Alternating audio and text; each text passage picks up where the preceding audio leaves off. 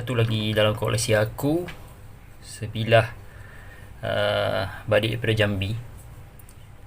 Sebenarnya daripada Sumatera lah, tapi aku lebih suka kata ia berasal daripada Jambi, kerana trademark daripada Jambi, dia adalah bilah yang lurus. Okay. Tanpa kita melengah masa, kita tengok apakah rupa bentuk dia kan. Okey, tengok macam ni lah rupa bilahnya. Bilahnya lurus. Okey, dia memang lurus, dan dia pada bahagian hujung dia menirus. Lurus dan tirus. Hujung dia tirus. Okey, dia besar, iaitu dia mengecil. Dia parut ataupun mata bilah dia jenis mata bilah di bawah saja. Dia bukan double, belakang dia ni lain, dia tebal. Okay, cuma di bahagian hujung saja yang ada sedikit tajam. Okay, untuk makluman korang, badik ni dia ada crossover daripada bentuk badik luwu. Badik luwu, kalau kita tengok, okay, badik luwu dia punya hulu juga adalah jenis tapak kuda. Okay, yang ni aku panggil sebagai hulu tapak kuda. Kalau korang tengok, dia seakan macam betul-betul macam tapak kuda, macam kaki kuda punya bentuk kan. Cuma yang membezakan dengan badik luwu dia punya hulu tapak kuda dia lebih besar. Dia tak macam ni. Yang ni dia kecil sikit, so grip dia kecil lah. Genggaman dia kecil. Berbeza kalau dengan badik luwu, mungkin dia besar sedikit. Okay. Dan badik luwu dia tebal. Dan bilah dia, kalau kita tengok badik luwu, bilah dia lurus daripada kalau kita tengok paksi atas dia lurus, dan paksi bawah dia lurus juga. Mata dia lurus sampai hujung. Dia tidak mengecil macam ni lah. Dia tak tirus macam ni. Dia hampir sama, dia sama besar. Kalau dia ada sedikit pun ubah pun, dia akan sebenarnya ada pamor tau. Walaupun dia bilah yang berwarna putih, tapi dia ada pamor. Cuma sebab dah cuci, dia punya pamor tu agak tenggelam. Mungkin kena perlu warang lah, baru nampak akan kelihatan dia punya pamor. Okay. Kalau di bahagian belakang ni pula, kalau di bahagian belakang bilah ni, dia sebenarnya ada macam ketandaan juga. Di bahagian pangkal ni, nampak ni, okay, ini bahagian pangkal ni ada satu tanda yang melintang. Ini dipanggil sebagai ketandaan guard. Ketandaan guard ni yang melintang ini adalah falsafahnya adalah untuk menghalang niat jahat dan gerak jahat musuh daripada arah belakang. Dia sampai sini ada ketandaan anak sungai. Dia lurus macam tu, satu garis lurus di belakang ni. Okay. Ketandaan anak sungai ni bermaksud falsafah dia adalah untuk melancarkan perjalanan dan juga sebagai pembuka rezeki. Sampai sini. Okay.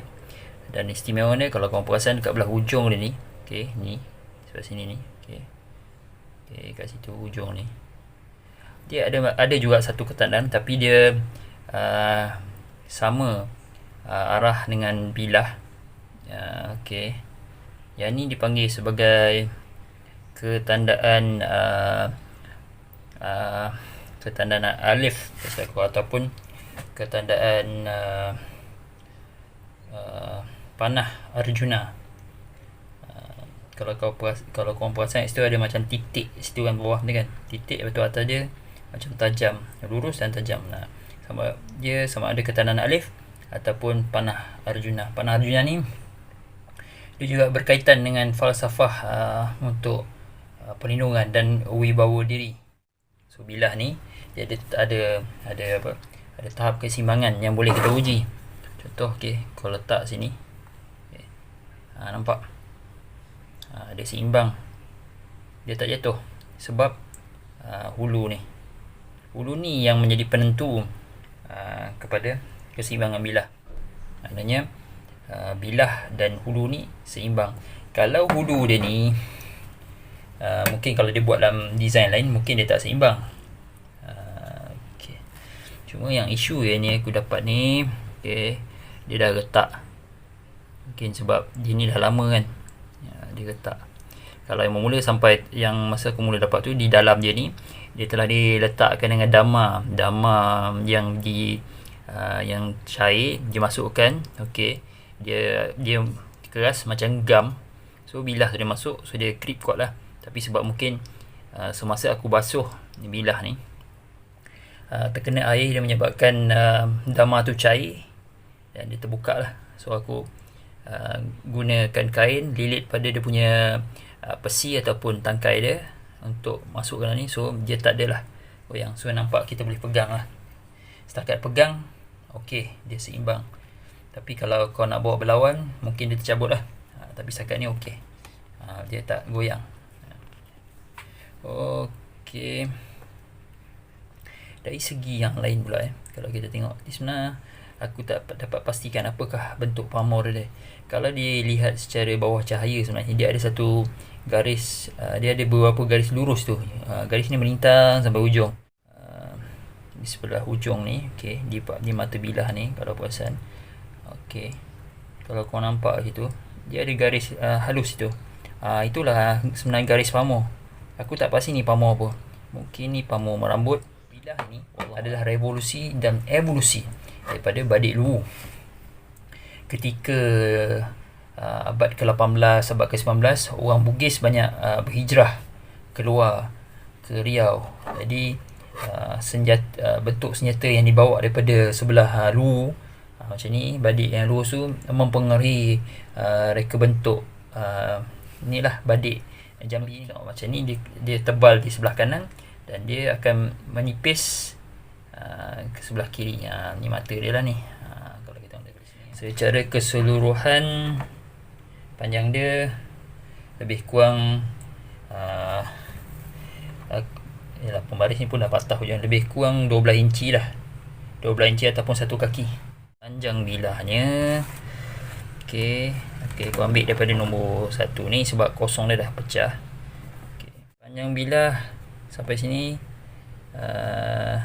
lebih kurang, sebenarnya kalau campur kat sini ni 9,5 inci. Sebenarnya memang material kayu, bukan tanduk, bukan gading. Ini memang kayu. Kayu apa aku tak tahu, aku tak kenal kayu. Okey, dia punya sarung ni special sikit. Aku rasa dibuat daripada buluh. Okey, dalam dia ni ada macam pelapik kayu jugalah. Ini adalah badik Jambi yang antik. Mungkin dia telah berusia lebih daripada 100 tahun. Badik yang jenis macam style badik luwu ni atau badik Jambi ni antara yang rare jugalah nak jumpa dia punya pattern ni kan. Okey, sekian untuk perkongsian.